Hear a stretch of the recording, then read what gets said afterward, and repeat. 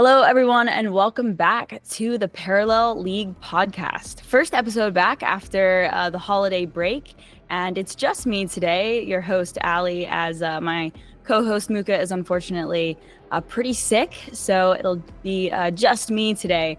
But we've got a really cool episode because we've got Oscar Marr, the art director of Parallel, on this episode. But before I get into grilling him with some questions about the art of parallel, we're going to talk about some news real quick. So, massive announcement. $1 million prize pool for the Parallel League in 2025. Huge news, just went live. I am so excited to see what players from other TCGs come in. Absolutely insane. We're getting $1 million in the prize pool. Next, the Majors 3 top 8 is this upcoming weekend on the 18th and 19th. Tune in at 10 a.m. Eastern on the 18th and 11 on the 19th. And a massive congratulations to Pandapple, Viper, Kintsugi, Tony, Denba, Bunny Hopper, Kiwa, and Very Fat Cat for being that top 8. I'm personally very excited to watch those matches. And the last chance qualifier is next weekend on the 25th and 26th. So that's the news. Now we have the art director of Parallel, Oscar Marr, and also co-founder of Parallel, for those of you that might not know. So Oscar, I want you to sort of talk a little bit about how you found the Parallel team, how you became a co-founder, and what was your experience prior to Parallel?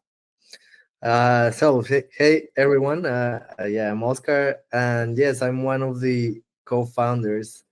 The story, I think it has we've said it before, but it was pretty uh, out of the blue. I got on the phone with Kalos, and he was like, "Hey, do you want to make a game?" I'm like, "Yeah, yeah, all right, yeah, sure."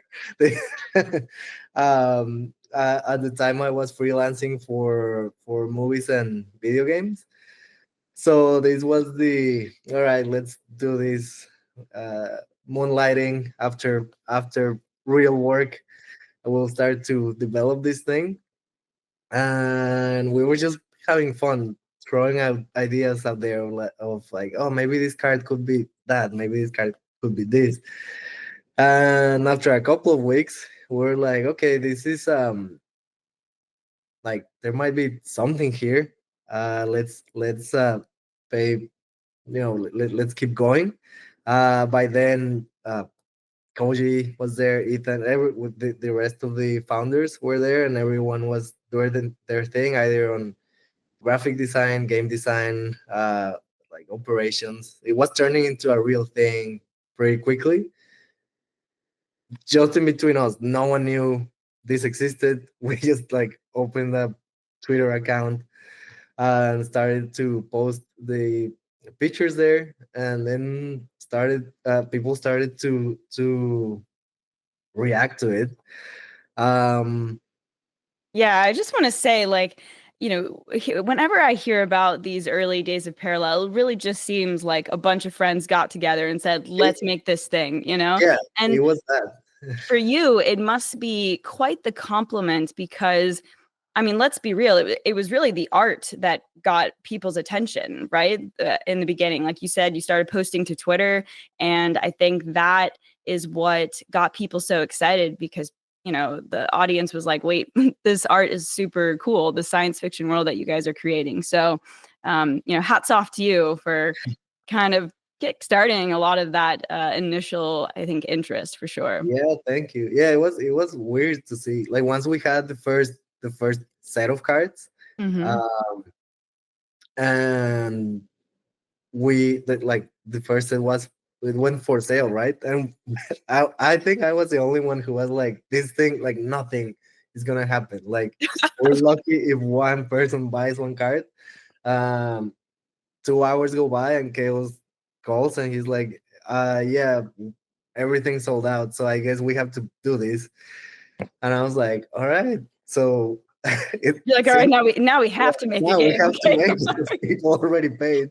So I put everything else on. I think I had like 2 or 3 weeks still on a contract for a film. I'm like, okay, let me finish this, and then I'll put the freelance thing on hold and see where this goes. It's been 4 years and we're still here, so Wow. yeah, it's been good. But you can see how the art has changed a lot from when it was just one person doing this during the night to having like a proper team of people doing this. So Yeah, we just recently had the Prime Wiki Awards last weekend, and Kalos and Koji showed the audience some of those initial sketches and designs of the art. So for those of you, you should check out on the Game Sellers channel.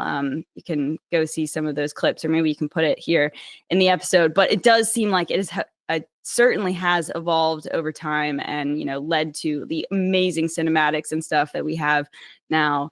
But yeah, it's such a humble beginning, and I love that you thought that it wasn't necessarily going to go anywhere, and then it turned into this whole thing. And you said 4 years, I think. Isn't Parallel's like birthday, I think it's in March, right? it's Or in March, yeah, because we March. started we started in February, but it turned into something in March. Okay. Ooh. And yeah, they had to uh Carlos had to spend a couple of hours with me on the phone trying to convince me. Like at some point, Ali, I was like, give everyone their money back. Oh my God, really? Dude, are you sure? I'm like, yeah, That like is uh, true imposter syndrome right there. I can understand, but well, now, so it must be quite surreal for you a little bit looking at it from this point. I mean, at the start of this podcast, I just announced $1 million prize pool for the competitive esports league, and it started with you telling Kalos, "No, give their people their yeah, money back." because I didn't know. I mean, now we were like, okay, we need to make more than 100 cards. Mm-hmm. And, like I need like I need people, and then like so that we yeah, he was like, okay, like here are the logistics. Let's like from the earnings of this sale, like let's start Build with out a a team. very small team. I'm like, I can call people. I don't know if they want to come, like Sure. I don't know. So I called Nacho and Cafaro that I had worked with them before. Nacho is an amazing character designer. Cafaro is an amazing I call him industrial designer, but he can do vehicle architecture, everything, right? So Okay. I was like, I know we will need characters. I know we will need ships. So let me see if these guys are down. Yes, you said the ships, that the legendary ships collection is one of the best. And I know in your character spotlight you said that you worked in the automotive industry, like doing Yeah, design work there as well. So I would imagine that kind of gave you some grounds to make the really cool ships collection, I would think. yeah. There's like if you combine the background of the art team, there's people that come from like video games, movies, the automotive world, industrial design world, people that like work specifically in hot design like UI Mhm. for movies, things like that. So it's a good mix. I mean, one of the most humble guys that you can meet, Cristiano. He takes care of vehicles too. He was designing the interiors of Ferraris in the Wow, 2000s. that's Um, impressive. I didn't know that, and we were having dinner one day, and I was like, "So what? Like, tell me, where were you years ago?" And he's like, "Oh, designing the interior for these cars." Casual. Like, okay, why didn't I know that? He's like, "I don't know. I don't tell people."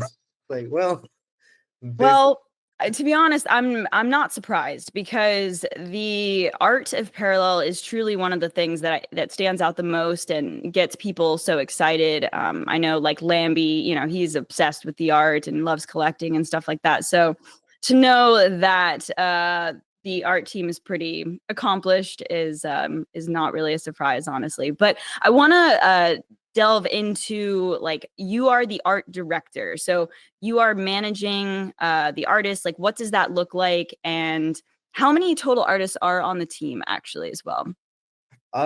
We have. That's funny because people always think it's a huge team. Like I love when we post some of the cinematics Hmm. and I see the comments like, "Oh, the team did amazing." I'm like, it's just one person did that, but Wow.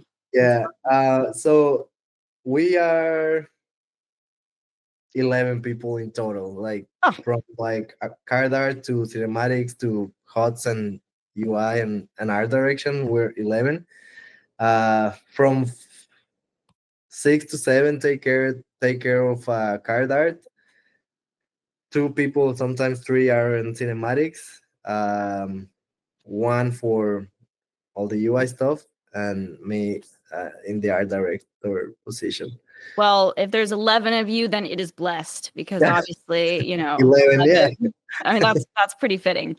So then it's your job to sort of manage the creative direction and everything. So when there are disagreements in where the art direction should go, like, how do you manage them, and do you find that there's a lot of disagreement in the direction, or is everyone pretty a pretty cohesive unit?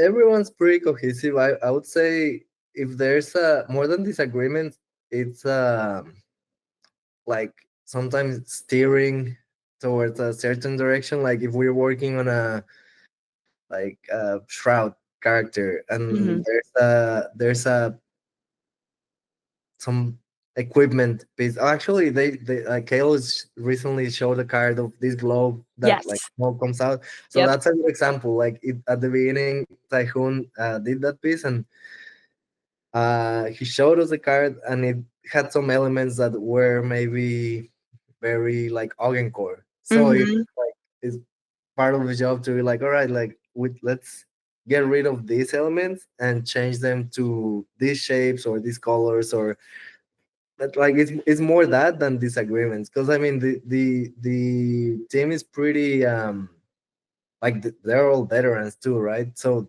they know what they're doing. Yep. So it's just a very few times that like maybe with a ship where we're like, hey, that looks more like an underwater thing, and Hmm. it should work in the air too. So they have to make a few changes here and there. But yeah, everyone's pretty chill, and there are no egos, so that makes it very easy too. Personality, I think you know it's what makes it easy or hard when Yeah. it to Well, it sounds like there's a lot of respect amongst the team, right? And so that makes it easier when, everyone is coming from their own accomplishments and things like that. So yeah. it sounds like everyone is working really well together, and it clearly shows because, again, the art is incredible. And yes, Kalos did show that glove or whatever the heck it is, but and the reaction in the Twitch channel during the award show was like unanimously so excited. Like, people Nice. loved it, and it just sort of gave us something, a lot to look forward to with Deception Yeah, on the way. we're trying to introduce more PLs whenever we can. Sometimes it's just like time doesn't allow, but we are like that's one of our goals to put more PLs out there. They help, tell a better story. They help the lore. Sometimes we want to show too much, but Mm. like a little card, so you're like, okay, we have to be smart with what we put there. Maybe Ooh, we are hurting the visuals, but by adding a lot of characters because now the attention is everywhere instead of like on that certain character. So it's like we have to make decisions like that sometimes, and the PLs help because then we can show a little bit more of what's going on the frame and the vignette. yes. Well, the PLs are fantastic. I can speak for everyone where, like, I feel like they are unique to Parallel too. Like, Mhm. I haven't played many card games with perfect loops done in this way, and it's just like a whole extra layer of like cool cosmetics. So yeah, if they, how much longer of a time do they take then, the Like it sometimes it can add a day, okay. sometimes it can add 3 days. Like you start to add what we call dynamics, like water and smoke and all that, and then that Hmm. make that loop. It's tricky sometimes. Yeah. So yeah, sometimes it's done. Sometimes it just adds hours. Sometimes it's like, okay, I need 3 more days to finish this because Yeah. either or the render can crash, and it's like, okay, And yeah, there's hundreds of cards that you need to create, so yeah. it makes sense. But you mentioned something in there about showing too much, and do you mean like revealing too much of the lore, or distracting from the visual? No, more distract. Like Okay. I wish we could show more of the lore. Like I before this call, I was in a meeting with the art team and the storyboard artist, and we have some like we have so much frames that are they leave as sketches right now, but they paint the world so well, and I'm like dying to turn them into polished images so that people can see like and understand what's inside. For example, what's inside the sanctuary ship right now. Yeah. It's just known as a ship, but we have like what is being designed for it is it's pretty cool. So yeah, I wish we could show more of the lore. I mean, more, it can get distracting because we see the cards, like when we work on a card, it's like, yeah, we see it big in our screen, but then I have to go and test it in the game for readability. Mm-hmm. Because the truth is, when you're playing, you see it at small scales, Yeah. and people play super fast, so it has to read uh, really clear. None all of the I'm gonna be the first one to admit that not all of the cards are winners in that aspect, but sometimes it's impossible to make the composition work with the idea for the card, and Yeah. yeah, so It seems like a really hard thing because to balance, making it visually, um like easily readable for the sake of the gameplay, and then but then taking away from the magnificence of, of the art, right? How do you strike that balance? And I do think over time it changes to the UI. It's gotten easier to, read the cards and stuff like that, and then you can right click and, expand the art more and stuff like that. But that definitely does seem tricky to balance. um in terms of the lore, I am a lore goblin, as we call it now. Uh, how much say do you get in the direction of the story? Or, I'm just curious of, your sort of role in it. Are you just like purely on the art team, or do you get to say like, I want this character to do this, or just, kind of walk me through that a little bit? no, it's a pretty I have a say on that. I work with Greg, the writer, and the game design team, and Kalos, Koji. Um, but it's more uh, so like the story or characters are presented to me, and then from there I can go like, oh, okay, maybe like this character should be more like this, or what if these characters, I don't know, it makes sense that they join forces at some point, or we can kill this character and it'll be fine, things like that. But it's a very, yeah, it's teamwork with the writing team. For example, we had these frames showing Catherine being too, um like starting trouble everywhere, right? Like for this is As for she does. I mean, come on. this is something that we are exploring for some future pieces, but she was literally starting fights everywhere she could, and I was like, okay, we like she's the mad general because of how stern she is. Is not someone that goes into a bar and starts a fight. You know, she's like, you're scared of her because she's the quiet one that Hmm.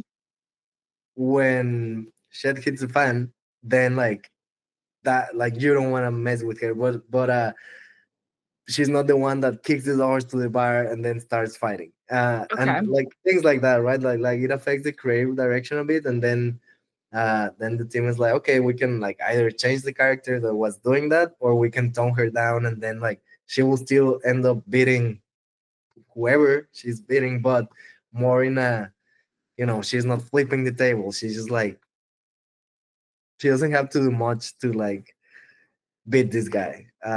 That's why she's the mad general. So we have those type of conversations of how characters are the character of the characters, and what they can do, what they don't do, and where we're going to steer them. Okay. So it sounds like a very collaborative process then. Yeah, Like, yeah, yeah. you I get mean, it's about I feedback in think the story. like leadership. It's probably about. I think it's about creating space for others to succeed, right? So Hmm. it stops being about just you.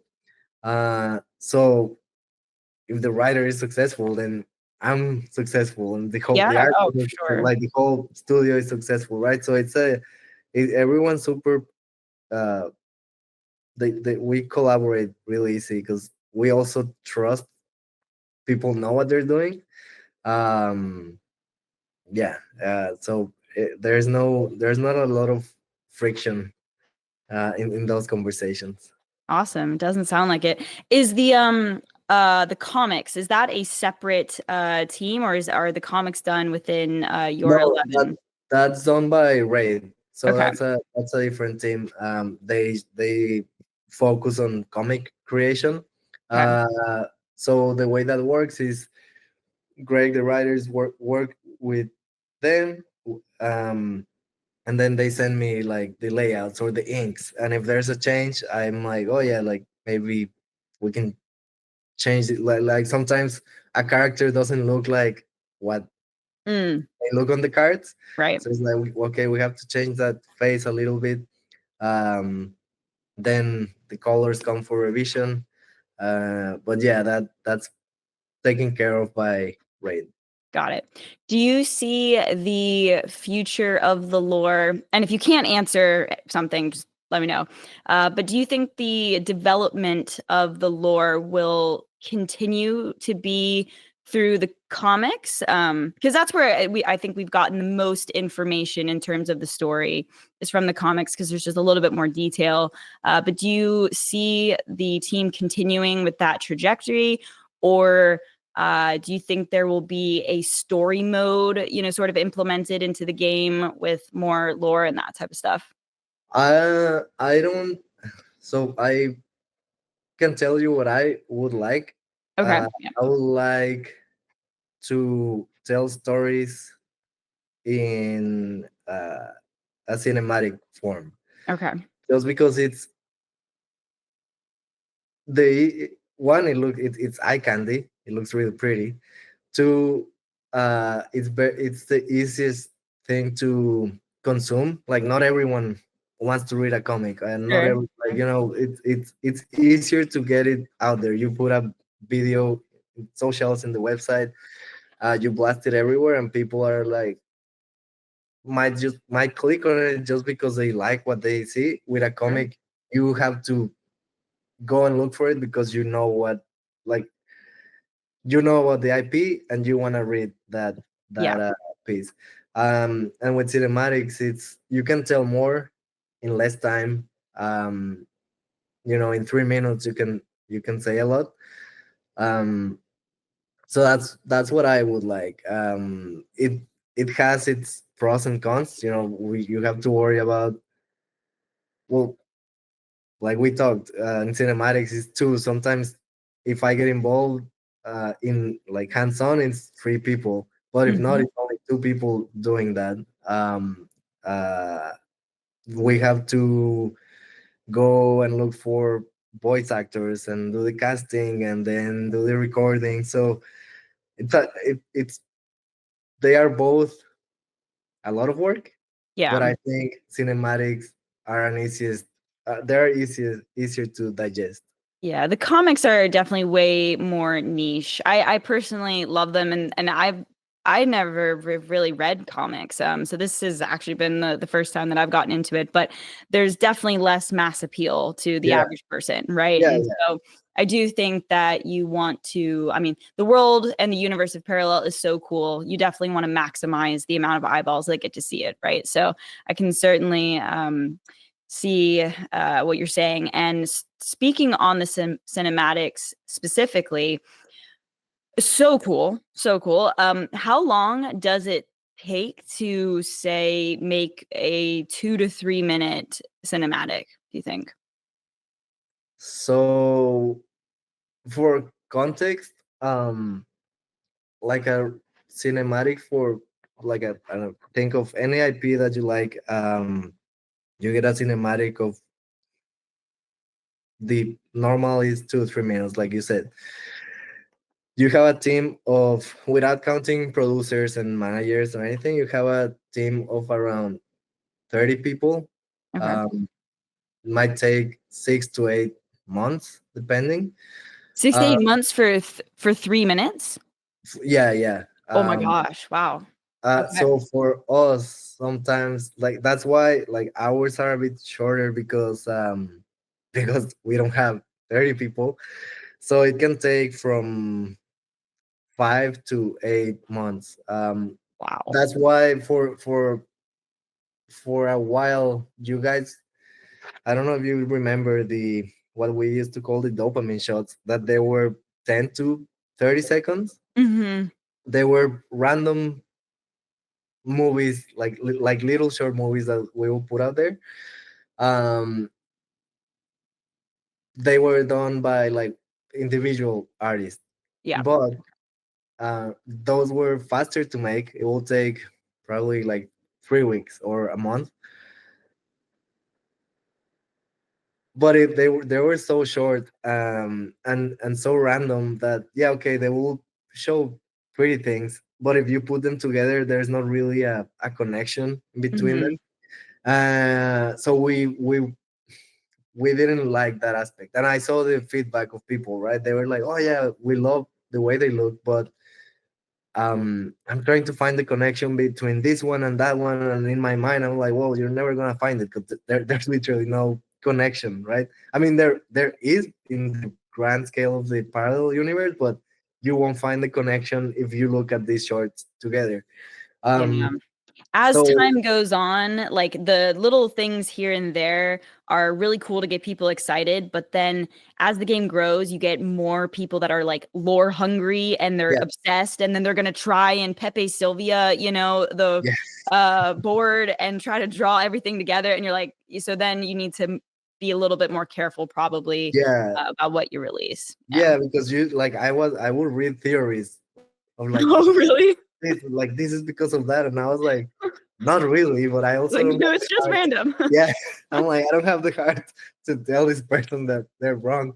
Um, so, anyways, we were like, okay, we tried that.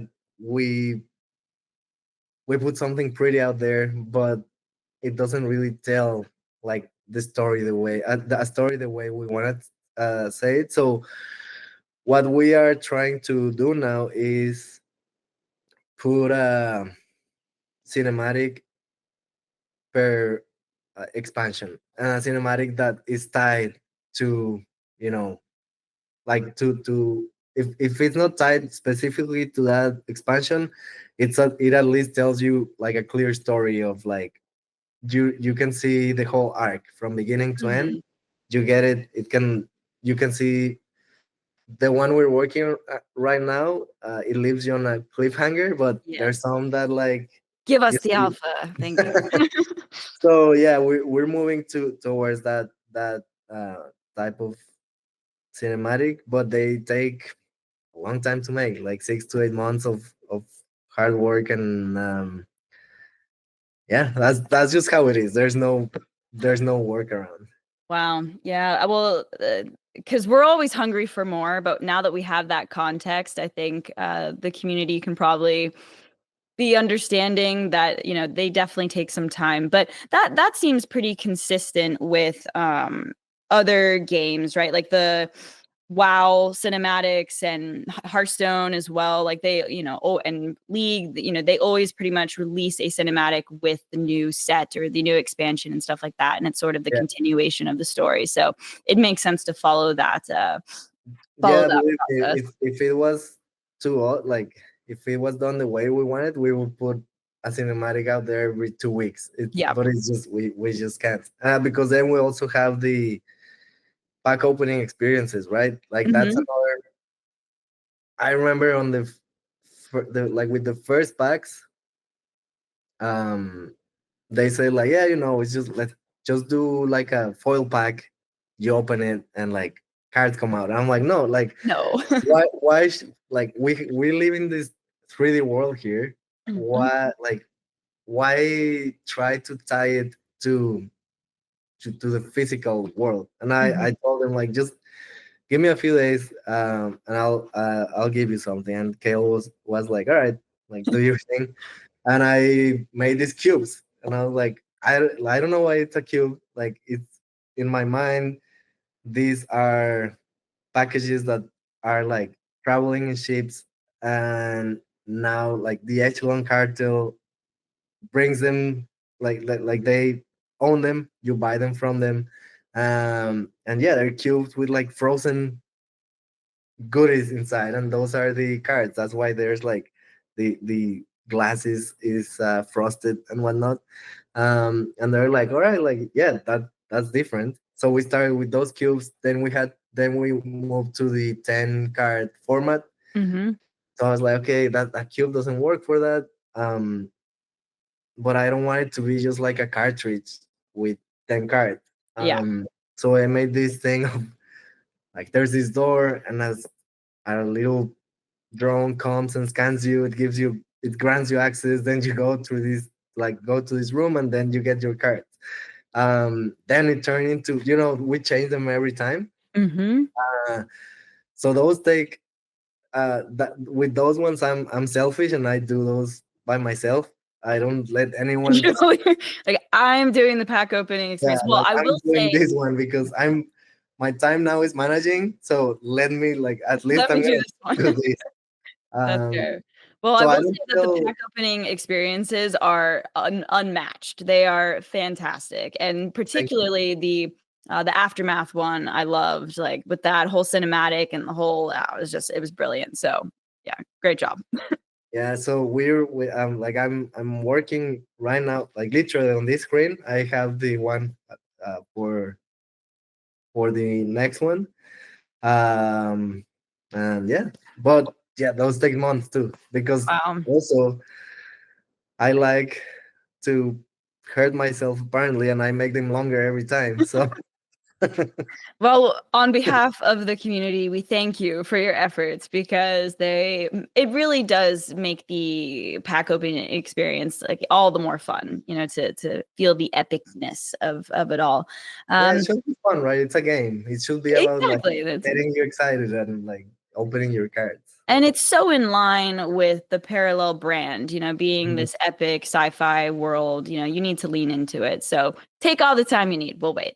Actually, within reason, because we like to play with the cards. But so then if you had it your way, Swish did a poll on X the other day. Like if you wanted to see Parallel as a TV show or a movie, which one would you pick? And like how realistic is it? I mean, I suppose it depends with the success of the game. That's the obvious answer. We'll see in time. But yeah, TV show or movie, what do you think would tell the story and show the universe and the art the best?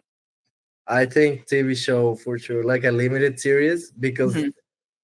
you don't want to we'll have to make a 6 hour long movie. Yeah, uh you can't do it all in so a movie, right? I rather do a limited series going to like showing the arc of the important characters, showing more about their worlds. Like we haven't seen the Augencore world, right? And we like that's something that we've been developing for a while, but it's it's still not ready to show after all this time, just because of how like complex it is. Mhm. So it'll be amazing to like you. We've seen some images here and there of like inside the Kane one, Yep. but we haven't seen like the whole structure. So that's something that will be really cool to show like on a TV show. Focus on the characters. If I could have it my way, it will be very.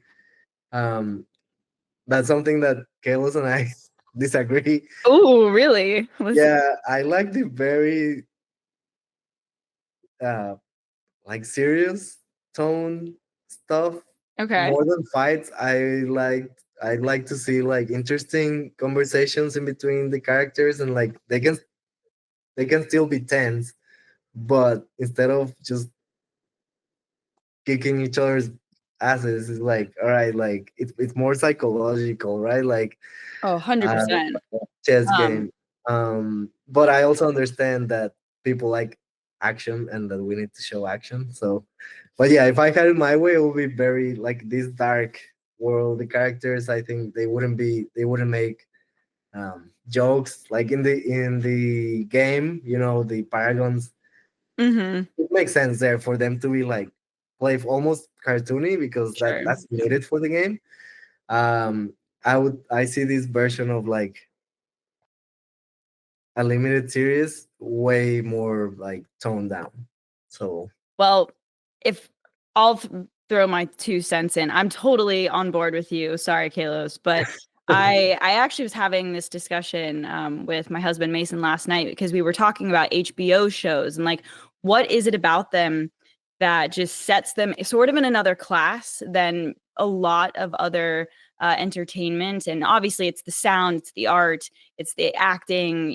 There's a ton of things, but I really, the writing of the characters, like feeling an emotional connection to the characters, and I think is so important. So you obviously need the epic, action scenes and fights and stuff like that. But if you don't care about the characters and the relationships that, between them, it doesn't land as well, yeah, right? So, I mean, I would love to know like more about what makes Kathy break, like her backstory, and showing her weaknesses. Like, oh my God, I'm getting excited even talking about it. But, and also, can I squeeze out a little bit of information from you about Shroud? Like, we don't know that much about Shroud. I'm dying to know. Like, I know you probably can't answer too much, but I just, when will we get a little bit more information about them?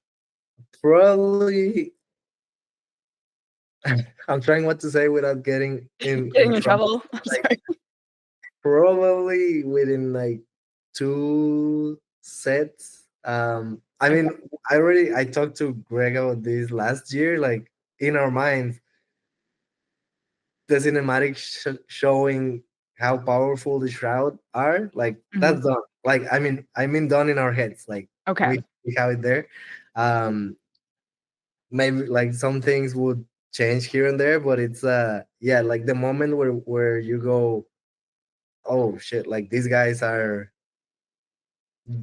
yeah, like these guys are hardcore. Like that moment, uh, it's written to an Okay. extent.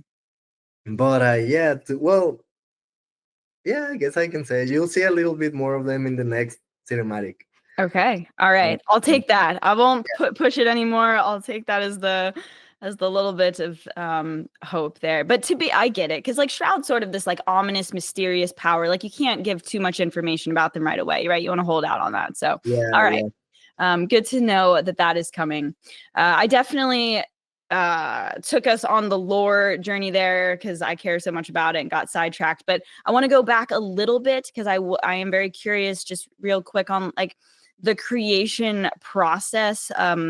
Is it like you're given the name of the card and what it does, and then you build around that? Or I'm just sort of curious about the flow of how we get to the finished card products. yeah. So this like huge props to Greg because since he jumped on board, I think the process got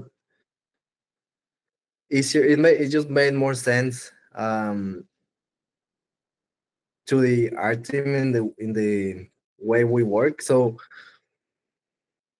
now uh, we have tried different things. Like we tried telling the writers, tell us exactly what's happening on this card, Mm-hmm. and they will give us like something really cool but something impossible to show in a single frame. And I was like, okay, you guys are thinking in almost in like a comic way. I cannot show those 5 actions just in a tiny card that needs to read well in the playing field. um so then we went to the route of just give us the name of the card, nothing else, and we will like come up with our stuff. Okay. And then when we try that, from the art side of things, from the art side, yeah, of things, like things that went like too crazy sometimes, and it was like, well, okay, now like now these visuals don't make too much sense, so we need to pull them back and work again with the design team and with the writers. And what happens now is Greg and the game design team work together, and Greg writes uh, flavor text uh, Okay. for us. Okay. And from there, like he doesn't tell us this character is doing this specific thing. He just says like, "Hey, for example, um, Catherine's pissed because so and so did that in this earthen base that she had control of. What does that look like?" And then we like the artists go and make that, right. Like they do a couple of sketches, and then the one that gets approved gets done as a card. And that's the process. We get yeah, like a description or flavor text, and from there we turn that into an image. But Okay. there's no specific of like it has to look like this and this has to be happening exactly like that. It's more, there's freedom from both sides. Sometimes like an artist come up with another idea, like they read the text and they're like, oh, like I thought about showing this in a very different way, and it stays like that because we all like it more. So Okay. yeah. So it sounds like it's been trial and error. You've kind of come up with a good flow with the flavor text, but every once in a while, an artist just knocks it out of the park, and you're like, all right, we're gonna go with that. Yeah, Um, sometimes an artist like, yeah, like here's my take, and we're like, all right, this is really cool. So there's no reason of like why change it. it makes sense. And what about so? We've heard talks about the asset library Mhm. for Tau Ceti. And can you just tell us a little bit more about that, or if there's anything that you can say that we don't know so far for like the plans of the asset library? Yeah, so the asset library, that's the concept art. It doesn't come directly from the card art team, but there's another team uh, just working on that project that takes inspiration from the cards. Got it. They make concepts, and then it gets turned into an asset. Um, so it does. That's why sometimes you see assets that are you can spot on the cards and in there, and sometimes is there, there's a crate that it doesn't exist on the card, or a vehicle that maybe you haven't seen on a card, but it took inspiration from the TCG. So everything it stays cohesive still. Okay. And what about Colony as well? Like are the well, I guess I should clarify, are the 11 people that are a part of your team only working on the TCG, the cinematics and that type of stuff? And then Yeah, is Colony is an entire it's separate another, thing? yeah, Okay. that's another art team that's they're focused on Unreal, but not for the cinematic side of things, but for the actual game development. I see. um, Okay. and they make their own. They have their concept artists too, or sometimes we hire uh, someone for a short contract just to say like, hey, we need to turn these concepts into 3D just because we don't have the bandwidth. But yeah, we try to have everything done in house when like on the concept phase. Right. One of the artists, Mobile, who works on cinematics, he makes a lot of the concept art for those projects. For example, he developed the look of earthen buildings that we didn't have before, right? Okay. Earthen changed a lot before they were these sticks and stones society, and it was always a hard sell even for us, because I was like, okay, how can they fight against Augencore? Like they Mm-hmm. don't have a chance, right? So we tried to between the first in between the first and second set, we try to evolve them. So now you will see them with armor and you will see them with real weapons, and like now they stand a chance against the other factions. I love that we're getting to see the evolution like of the ideas as they're, developing because, it's a process, right? You're kind of making it up as you go along, of course. But and it does seem like Earthen is one that is changed a lot, not changed a lot, but is maybe the hardest to design around thematically. Because I feel Yeah, like I remember someone, it seemed like Earthen was a little bit more mystical, like with the miasma and stuff like that. And now it seems like maybe changing the direction a little bit. Like I don't know where you guys have landed on that, and how much you can say, but it felt more like magic. Like at some point, I wanted to kill the Earth in the lore. I was like, let's just you kill them. wanted to kill the what? Yeah, Sorry. I wanted to kill the Earth, and at one point, I was like, let's just kill these guys. Folks, you heard it here first. Oscar just wanted to annihilate Earthens Yeah, altogether. but Are you a Marco main? Do you like the Marcolians? oh yeah, I like Marcolians. Oh no. Okay. But I wasn't allowed. Okay. I think they considered it for an afternoon, and then they were like, no, we Wow. cannot And then do it. you and Kalos at odds on some things, and Kalos is all about the Earthens. Oh my gosh. Okay, I can see it all Yeah, now. yeah. Okay. Well, you see, like we love each other, and but we clash in those. Okay. I call him like when we're working on cinematics, I call him Michael Bay, because he's like more this more I love explosions that. and lens flares. I'm like, let's go to let's get to know the characters a little bit. Love it. Um, but yeah, going back to Earth, and they didn't let me kill them, so I was like, okay, let's then bring them to reality, and like, how Okay. do they have weapons? And maybe then they need an alliance with like another faction. That's why they get this technology, and Mhm. yeah, they evolve to a point where I'm pretty happy with them now. I love the I design. love having that backstory, by the way. That's super I love that. That's fantastic. Well, someone coming from someone who loves the Earthens, I'm happy that they're sticking around. They're like the resilience they had to survive, Yeah, amongst all of that. We can't kill them off. Are you and crazy? also they're the best factions, the best faction to show. Like we still have to show you guys a lot of like the flora and fauna, right? And that's Mm-hmm. we have concepts for some animals that are super cool, but we Ooh, still there hasn't been like an opportunity to show them in the right light, or we just don't want to be like, here's an animal just because. Like it has to make sure. sense of why they're there, um, or certain plants and things like that. So the Erden are uh, the best one, the best faction where we can show that.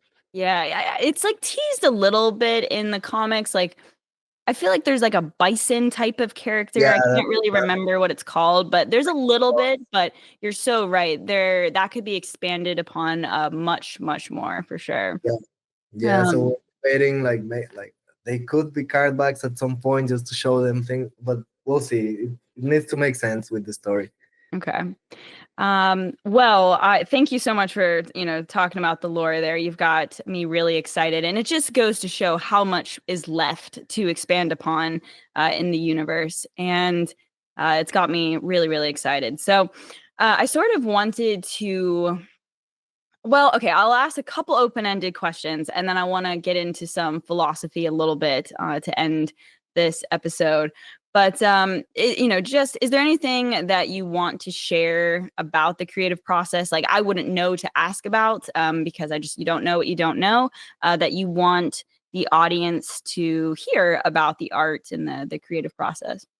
I mean, I think I already spoke about that. Just mm, I wanted to make sure people knew that some of the cinematic pieces that you see, um, it's yeah. I see the comments of like, yeah, the team, and it's like sometimes it's one per. I mean, it's a team when it comes to the idea and obviously the lore. Like it's the parallel universe, but Mhm. sometimes hands-on is just one person there, and Wow. it looks like a whole team made it. So yeah, I wanted to take the opportunity to say that because we have like I tell Kalos very often, it's like it's a miracle that we pull this one in like this time. Um, because he always wants more, right? He's like me. He's like, oh, let's show this and this and this. I'm like, yeah, I cannot affect space and time, so I have time that I have. Sure. Well, I think that's a testament to your choices for bringing people in to the art team. Clearly, it's a very talented team, and if you could replicate 11 of you, we might have that HBO show. And so Yeah. I, believe Well, in time with your guidance, you'll be able to find more talent, and if need be, keep building it out so that you can, build it at a faster rate or whatever. But you guys have done an amazing job thus far with the thank you. you have, and it is really, really impressive seeing those cinematics. So, just want Thank to say that. It's funny, like you say that about the HBO type of things. Like we have Sasha Vinogradova on the team. She makes a lot. Yeah, she's done a lot of really cool characters, and she takes care of the key art and the comic book cover variants. Uh, Ooh, I love the and variant. she used to work at some HBO shows doing title sequences and whatnot, and she has Wow. pitched a couple of times like uh, kind of title sequences Mm-hmm. pieces for us to show. So we have that in the back pocket too. But again, it needs to make sense, right? We could just make this piece and put it out there and like, yeah, okay, now we have something pretty to look at. But I rather it have some like a bigger meaning. So, Yeah. but yeah, stuff like that might come in the near future too. I like it. You want things to be calculated. Yeah, And so just a little bit of a philosophical discussion here. So clearly, the parallel team with AI Wayfinder and Colony, the team's not shying away from embracing some aspects of AI. And, I just, from an incredible artist and an accomplished one, I'm just sort of curious, do you think it is where do you think it is appropriate to use AI in the art process, if any? I'm just really curious to hear like an artist's perspective on that. yeah. I mean, I'm not. I'm one of the ones that are not against it because I also feel like it's gonna happen. Yeah. So I can be the old guy yelling to the clouds, like, "No, in my days, this wasn't done this way." But I mean, when photography came, they were saying people won't paint anymore because now you can take a picture. Yeah. Like Yeah. I mean, I know it's not exactly the same because it's like it's now on the digital realm of things. There's the reason why I'll give you the reasons why I like it first. Hmm. I like that people without the ability to make images, but with really good ideas, can show those ideas now. Yeah. Like I just enjoy that as a fan. You know, like if I'm looking at a design blog or some like anything regarding like visuals, and I stumble upon like a really cool image Mm-hmm. that is obviously done with AI. I'm like, I would never have thought of that, and it's really cool. I don't mind that it was done with AI. Um, you know, that's pretty cool to see how people without the ability to make images can now like show us those ideas.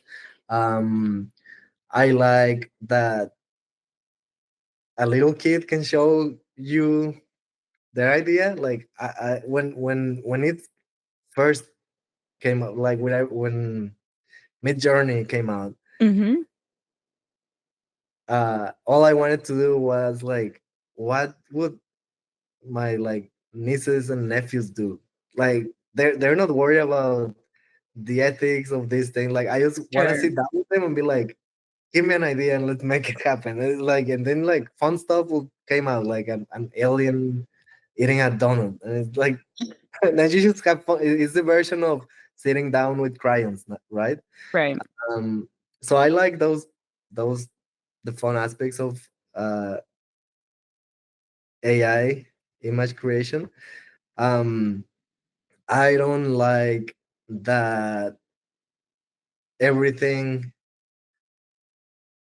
I don't like that everything can start to look the same. So, Yes. like, if everyone starts to just adopt it and use it, and it becomes a norm,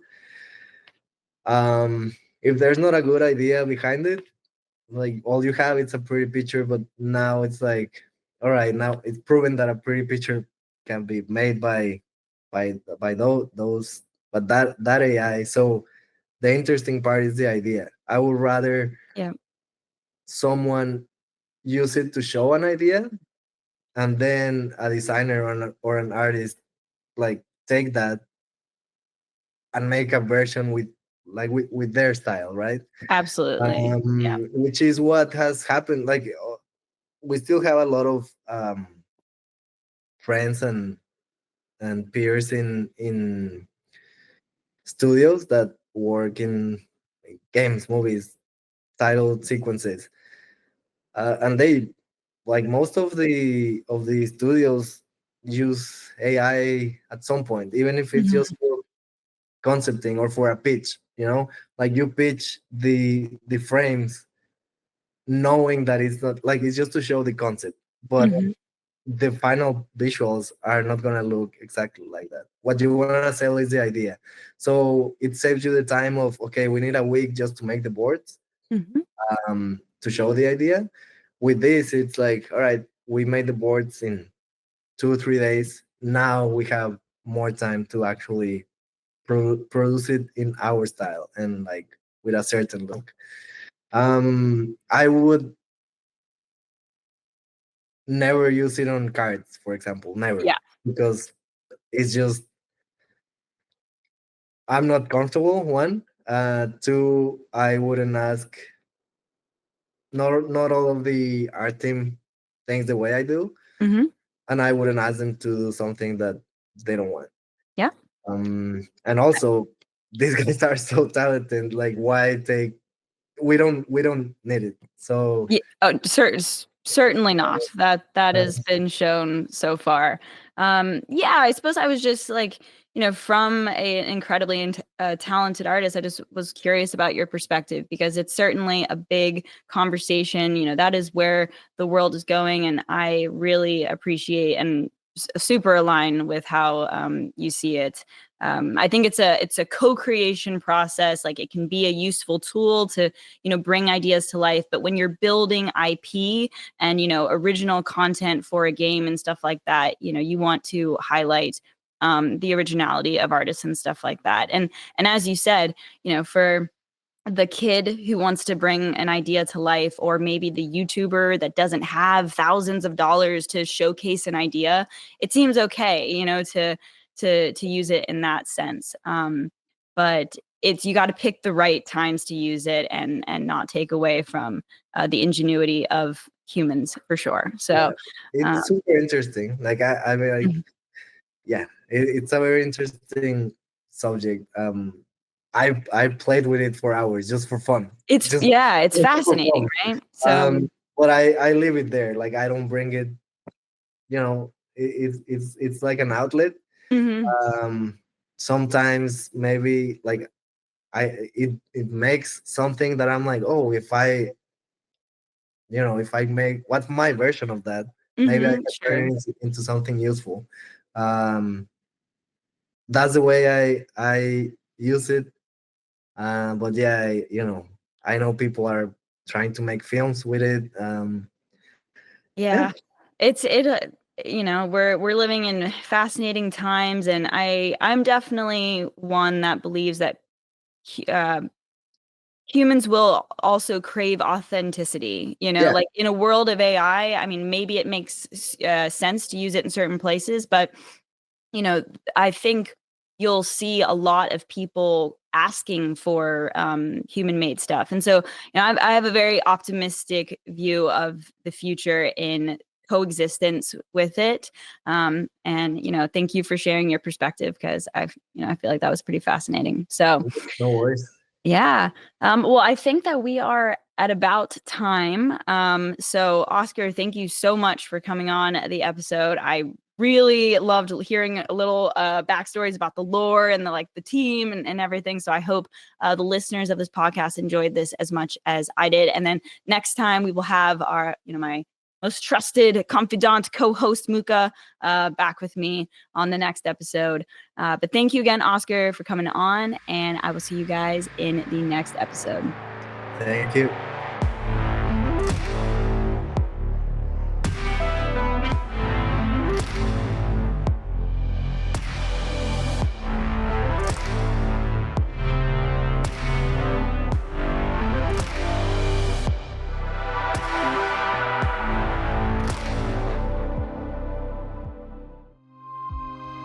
This was a 983 Media Productions podcast.